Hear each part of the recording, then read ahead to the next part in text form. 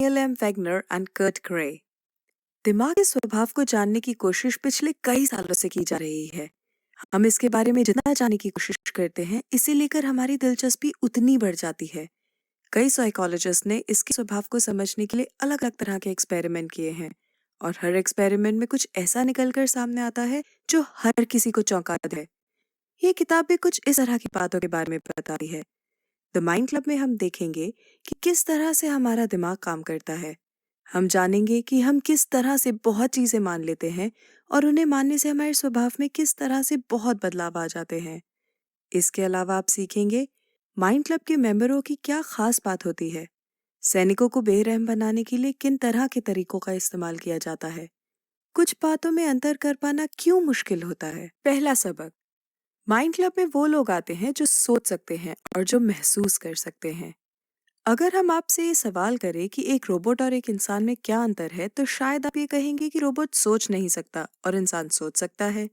लेकिन आज के वक्त में आर्टिफिशियल इंटेलिजेंस की मदद से एक रोबोट भी सोच समझकर फैसले ले सकता है।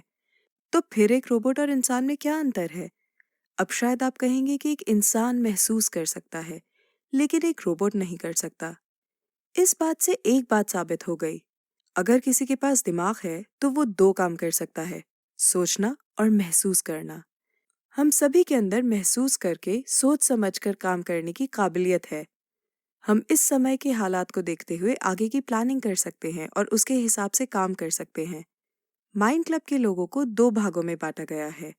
पहले वो जो अपनी भावनाओं को काबू करके हमेशा सही फैसले लेते हैं, और दूसरे वो जो बस अपनी भावनाओं के हिसाब से काम करते हैं। एग्जाम्पल के लिए, एक एथलीट जो हर दिन प्रैक्टिस करता है ताकि वो खुद को बेहतर बना सके। एथलीट भावनाओं के हिसाब से काम नहीं करते। दूसरी तरफ एक बच्चा जो सोच समझ नहीं सकता, अगर उसे आलस आ रहा है तो वो सो जाएगा। वो ये नहीं सोचेगा कि उसके आलस करने का नतीजा क्या होगा। यहाँ पर समझने वाली बात यह है कि समय के साथ या हालात के हिसाब से ये दोनों लोग अपनी कैटेगरी बदल सकते हैं।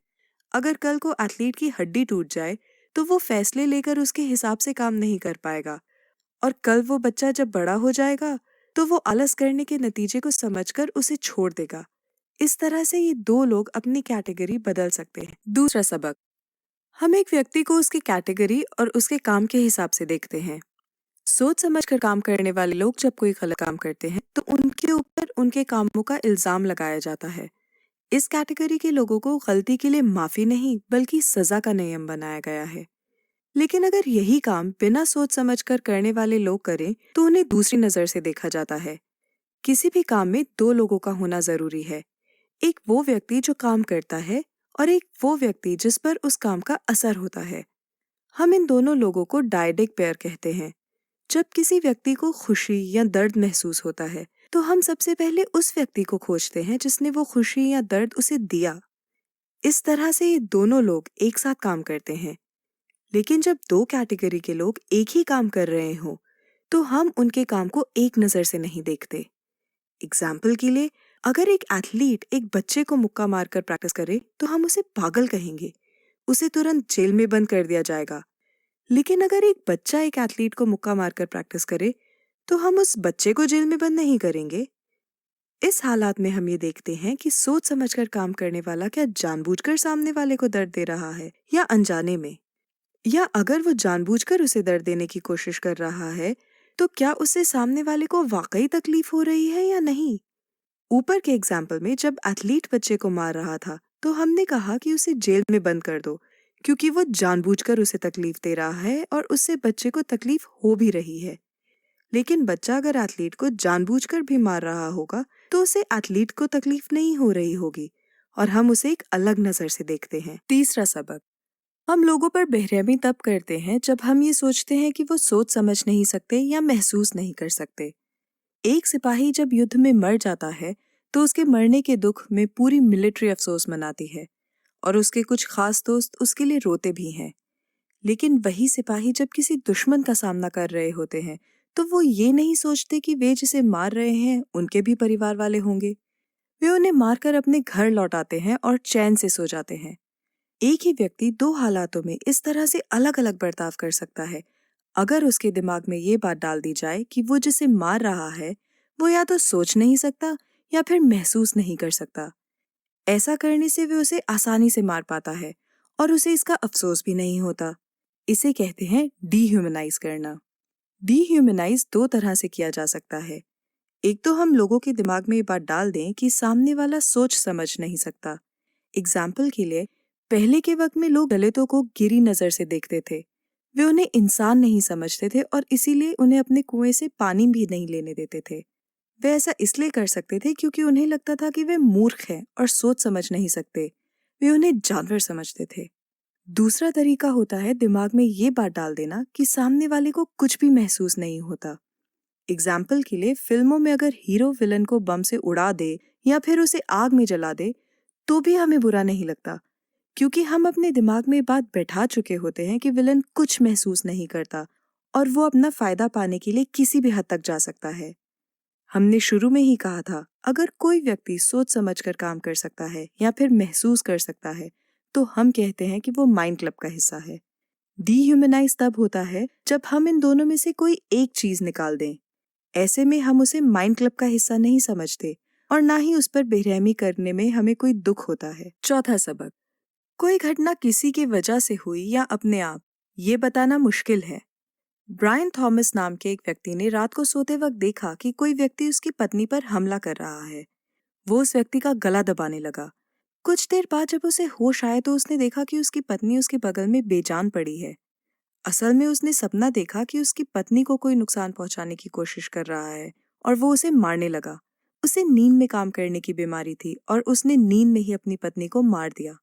कोर्ट ने जब साइकोलॉजिस्ट से कहा कि वे उसकी दिमाग की जांच करें तो ये बात सामने आई कि उसे 5 साल की उम्र से ही नींद में काम करने की बीमारी थी और उसे छोड़ दिया गया। इस तरह से हम ये नहीं बता सकते कि हम जो काम कर रहे हैं वो हम सोच समझ कर रहे हैं या फिर अनजाने में। लेकिन अक्सर इन हालातों में ये मान लेना अच्छा होता है कि हमने वो काम सेंस समझ कर किया या फिर उस काम को किसी और व्यक्ति ने जानबूझकर किया। एग्जाम्पल के लिए, अगर आप जंगल में हैं और आपको झाड़ियों में से कुछ हलचल की आवाज सुनाई दे रही है तो आप ये नहीं बता सकते कि वो हवा की वजह से हो रही है या फिर कोई भूखा जानवर आप पर हमला करने की प्लानिंग कर रहा है। लेकिन फिर भी आपके लिए ये मानकर भागना ज्यादा अच्छा होगा कि वो काम एक जानवर कर रहा है। ऐसे में अगर वो वाकई एक जानवर है तो आप जिंदा बच जाएंगे और अगर वो हवा है तो आपको वैसे भी कोई खतरा नहीं था। हम अपने इस मानसिकता का इस्तेमाल बहुत समय से करते आए हैं और शायद इसी वजह से हम आज जिंदा हैं। लेकिन अगर आप उसका इस्तेमाल कुछ ज्यादा कर रहे हैं तो यह आपके लिए कुछ भ्रम पैदा कर सकता है। एग्जाम्पल के लिए, अगर शहर में कोई बीमारी फैल रही है तो ये सोचना गलत होगा कि इसके पीछे किसी आतंकवादी का हाथ होगा। उसी ने वायरस फैलाकर लोगों को मारने की कोशिश की होगी। लेकिन जैसा हमने कहा, हम नहीं बता सकते कि हम अपने आप हुआ या किसी ने जानबूझकर इसे किया। ये एक भ्रम भी हो सकता है। पांचवा सबक, हम ये नहीं बता सकते कि किसी व्यक्ति के पास दिमाग है या नहीं।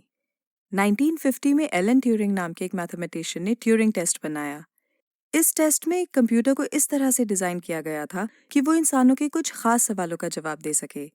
इसके बाद कुछ लोगों को उस मशीन के सामने बैठाकर कहा गया कि वे कंप्यूटर से बात करके बताएं कि उनसे कंप्यूटर बात कर रहा है या कोई व्यक्ति नेटवर्क के जरिए उनसे बात कर रहा है। कुछ लोगों ने कहा कि वे एक व्यक्ति से बात कर रहे हैं और कुछ ने कहा कि वे कंप्यूटर से बात कर रहे हैं।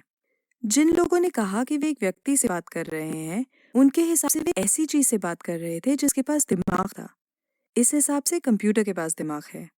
इस टेस्ट का नतीजा ये निकला कि अगर हम मान लें कि सामने वाले के पास दिमाग है तो हमारे हिसाब से वो बात सच होगी, और अगर हम ये मान लें कि उसके पास दिमाग नहीं है तो वो भी बात हमारे लिए सच होगी। सब कुछ हमारे सोचने पर निर्भर करता है। इस हिसाब से ये बता पाना भी मुश्किल है कि गूगल के पास दिमाग है या नहीं।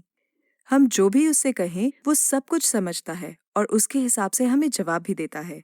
लेकिन फिर भी हम ये मान लें कि वो सिर्फ एक सॉफ्टवेयर है और उसके पास दिमाग नहीं है तो वो बात सच होगी, और अगर हम ये मान लें कि नहीं है तो वो बात भी सच होगी। इस तरह के दिमाग वाले लोग जिनके बारे में ये कह पाना मुश्किल है कि उनके पास दिमाग है या नहीं, उनको क्रिप्टो माइंड कहा जाता है और इन्हें माइंड क्लब का हिस्सा माना जाएगा अगर हम उन्हें मानना चाहे तो। क्योंकि हम कभी नहीं बता सकते कि आपके बगल में बैठा हुआ व्यक्ति एक इंसान है या इंसान की शक्ल में एक रोबोट। दूसरी तरफ एक चूहा जो सब कुछ महसूस कर सकता है, हम उसके बारे में भी ये नहीं कह सकते कि उसके पास दिमाग है या नहीं। ऐसे हालात में हम सिर्फ ये बता सकते हैं कि हमारे पास दिमाग है या नहीं।